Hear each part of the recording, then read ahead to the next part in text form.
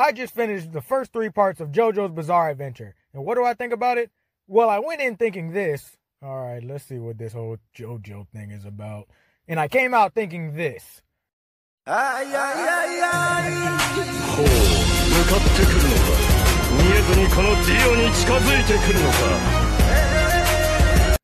couple of months ago, I saw videos on YouTube, and while looking in the comment section, I saw one JoJo reference, and another JoJo reference, and another one, and another one. And then they added it on Netflix, and I was like, you know what? Frick it. Words cannot describe the experience I had while watching this show. I have been enlightened. So I guess I might as well start with part 1, Phantom Blood. Oh, and also... You're spoiling it! You're spoiling everything! So this part was kind of boring. After a while, I started to half pay attention. I only liked the parts with Dio anyway. He showed up at the Joestar's house and kind of took over the place. He killed Jonathan's dog in a furnace. And then he used this mask thing to become like an immortal vampire. And he can also turn other people into vampires and like zombies. And Jonathan has to learn this thing called Hamon, which is like life energy, and it'll kill vampires. It kind of acts like the sun, but for your body. So Jonathan cuts Dio's head off and it ends. That's a lie. Dio is actually alive, and then he finds Jonathan on a boat with his wife and kills Jonathan and takes his body and sleeps in the coffin for 100 years. And the only person I like was Dio and Speedwagon. It's funny. And next part. Part 2, Battle Tendency, also known as the best part of this series. While part 3 is more action-based and part 1 is more for exposition, I had the most fun with this part. The main character of this part is Joseph Joestar, who is the grandson of Jonathan Joestar. Enter JoJo number 2. So you've got this guy who's a natural Hamon monster who's hilarious. Listen up! This is something you're going to have to do for yourself! Just tell me what to do and I'll follow your lead, JoJo!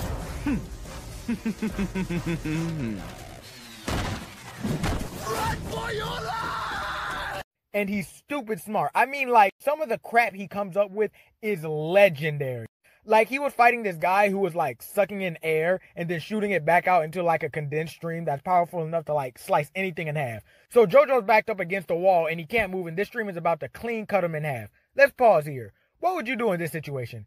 Because I thought he was cucked. But no, this beautiful man takes his headband off, lights it on fire, and throws it at him, to which the guy obviously shreds it. But the pieces were still on fire, and it plugs up the holes that were taken in air, and he blows up. I don't have to have a reason to like that. It's just cool. Also, this show gave rise to the single best opening in anime.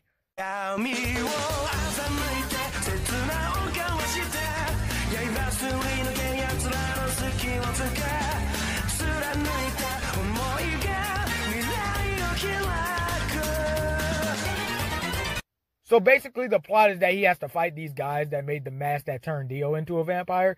So we got Wamu, AC/DC, and Cars. And together they make the Pillar Men. And these guys want this magical stone that'll make them become like the perfect being or something. And JoJo, his friend Caesar, who can use Hamon too, but in bubble form. And a whole bunch of other people who don't matter as much have to go and kill these guys. JoJo kills one of the Pillar Men, that being AC/DC. He was kind of fodder. But Caesar gets killed by the other one, and then JoJo has to fight the last 2 Pillar Men. He defeats Wamu by doing the little headband thing that I talked about earlier. And then there's the last one, Cars, the leader of the Pillar Men. Surprise, surprise, he gets the stone and becomes the ultimate life form. Yes, some of the greatest organisms on Earth. Humans, gorillas, elephants, whales, and cars. So apparently this stone gave him the ability to like turn into everything, but do it better. Like he can turn into a bird, but somehow do it better than a bird can. So since Hamon doesn't work against him now, the only thing that JoJo can think of to kill him is to throw him into a volcano. And it almost works, but then Cars decided to take a sip from the cup. They use Ex Machina, and hold on, I actually have to go back and watch this because of how stupid it was. Okay, so Cars tries to make a crab shell around his body, but obviously that didn't work, you know, because it's lava. So Cars thought to himself while burning alive, okay, I'm going to make a second suit of armor that'll be made out of air bubbles. That'll make a gap between my body and the lava, so when the suit burns, it'll make more air bubbles. That'll last just long enough to dig a tunnel through the volcano and escape.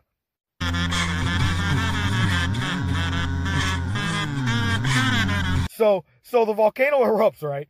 and the chunk of rock that JoJo and Cars were on shoots up into the sky, and Cars tries to fly away. But some of the volcanic rocks hit him up even further. So far, in fact, that he gets shot up into space where he freezes. But wait, there's more. So everything that goes up gotta come down, right? So the chunk of rock falls, and JoJo basically accepted death at this point, knowing that Cars is gone, but he's not going to survive the fall. The rock breaks his fall into the water, which, no, he's dead, 100%. A fishing boat picks him up, and then he crashes his own funeral with his hot Italian wife. Okay, because I'm a nerd, I calculated how much force it would take to shoot that chunk of rock into the sky as fast as it did. My calculator spit back at me roughly 7 billion newtons. This is just considering the rock to be a rectangular prism. I didn't calculate the volume of a half circle because I'm lazy. And also I scaled off of JoJo, who is 195 centimeters tall. Some math major needs to come correct me, but 7 billion newtons is enough to power the human body for 836 days straight, probably. That doesn't sound like much until you realize that the human body burns through 8.37 times 10 to the 6 joules per day, even though newtons have almost nothing to do with joules. Explain, JoJo. Oh, wait, that's right, you can't. R.I.P. my dead homies.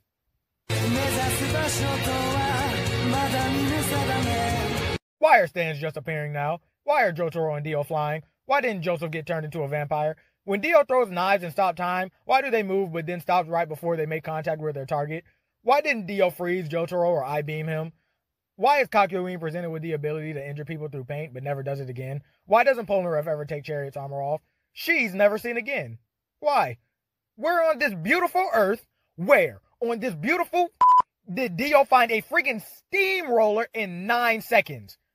Now that I've got all my questions out of the way, we can move on to probably the most iconic out of these three, JoJo Part 3, Stardust Crusaders. This is where stands come in. So in the beginning, Joseph explains that stands are manifestations of like a person's fighting spirit. See, I was under the influence that anybody that has a star birthmark on their neck just has a stand, and the only people who have that birthmark are members of the Joestar bloodline. The way Joseph explained it, he made it seem like the entire reason that Dio has a stand is because he took Jonathan's body. So the entire time I was watching this part, I was confused as to why anyone had a stand other than Jotaro, Holly, Dio, and Joseph. Again, I haven't seen part 4 yet, but apparently it's an alien mutation, or you have to get hit with a special arrow to gain a stand. Either way, none of this was explained in part 3. So Hamon got shafted in favor of stands. So the plot is that Jotaro, who is the grandson of Joseph, therefore subsequently is the great-grandson of Jonathan, found out that his mom has a stand too, but Dio's back and his just overall presence is making her stand go out of control, and she doesn't have the necessary strength to fight it off like Jotaro and Joseph, so it's killing her. Avdol, who is a friend of Joseph, tells them that they have to go to Egypt to kill Dio. Along their journey, they meet Polnareff, Iggy, and Kakyoin. Okay. So basically, this whole part doesn't really have an episode-to-episode story. It's more of a Power Rangers-esque monster of the week, and I'm cool with that. I actually like learning about other stands and their powers. There are too many non-important ones to name here, so I'll just name some of my favorites. Hanged Man, Judgment, Toph, Osiris, Justice, Death 13.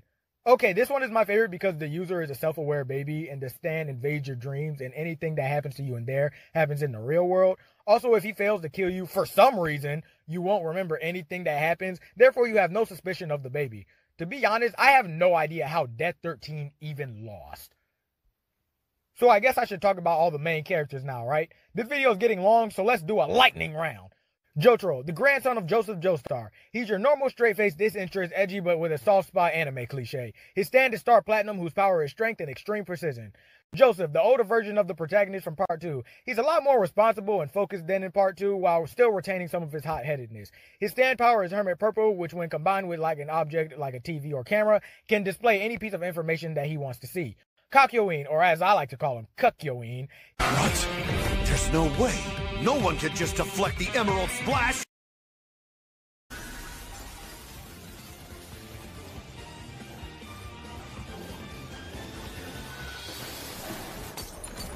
Okay. He's somewhat introverted, righteous, but blunt, and always presents himself with formal behavior. His stand is Hierophant Green, whose signature attack is the Emerald Splash, and it can unravel itself into a whole bunch of different strings. Avdol, a friend of Joseph who's loyal, responsible, and righteous and acts as the voice of reason to the team. His stand is Magician's Red, whose power is the ability to control fire. Polnareff, also referred to as the Golden Child by myself. He's arrogant, confrontational, and impulsive, but is honorable. His stand is Silver Chariot, who is one of, if not the fastest stands, and uses a sword with extreme precision. Araki also loves him because he has more fights than Jotaro himself. It's like if the Red Ranger was still the leader, but the Blue Ranger is the one fighting most of the bad guys. Iggy, my favorite out of the Crusaders because he's me if I was in that anime. Like, we have almost the same personality type. He's unpleasant, unruly, and a rude dog, and has the mindset of, what do I get out of it? And if it don't affect me, then I don't care. But he's a lot more caring and won't just sit around and let someone die.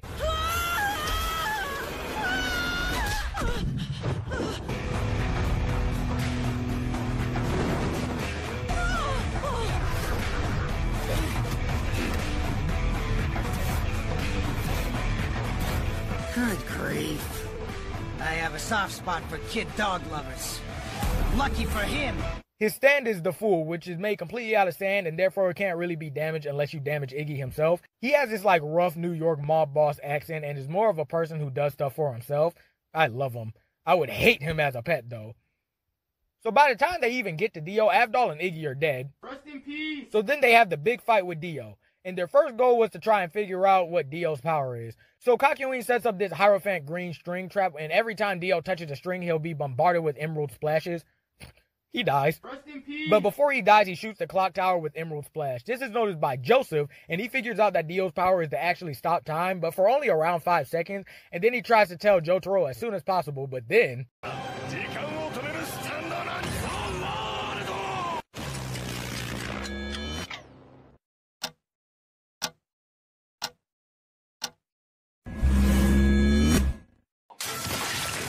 So Jotaro and Dio start brawling, and they're actually around even though Dio can stop time. So since Araki decided to give this guy the ability to stop time, we enter what I like to call the Kamui predicament, where the author gave the antagonist a power so strong that it takes the exact same power to counter it.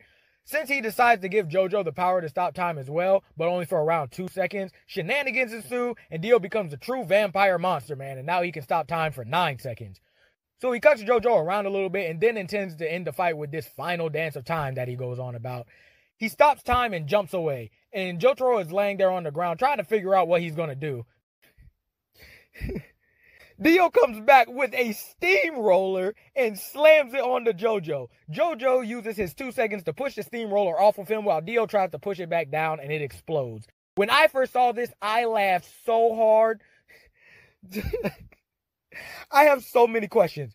Where did Dio get a steamroller from? How did Jotaro keep it off of him when Dio had the force of gravity on his side? Wait, no, Jotaro did lose at the last second, but then stops time himself and moves out of the way. How did Dio not notice that he stopped time? How did Dio not see him? How did Jotaro stop time even though he already used up his 2 seconds? In my opinion, Dio should have won. He had every right. However, this is probably one of my favorite fights in anime, and I can't wait to watch part 4.